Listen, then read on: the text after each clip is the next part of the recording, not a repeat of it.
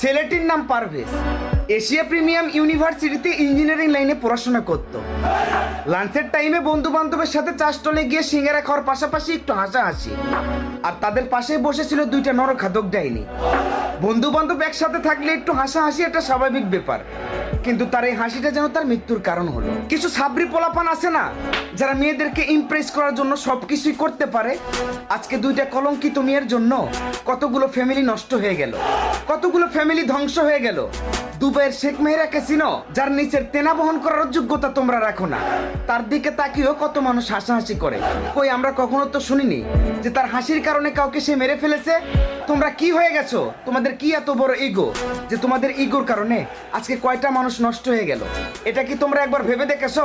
এখন আমি মেয়েদের নিয়ে কিছু বললে এই ভিডিওর কমেন্ট বক্সে আমার কিছু মা বোনেরা এসে উল্টা পাল্টা কমেন্ট করবে। আসলে কিছু অংশ মেয়েদের জন্য পুরো মেয়ে জাতির আজ হচ্ছে কলঙ্ক। ধর্ষণকারীরা কোথায় গেছে?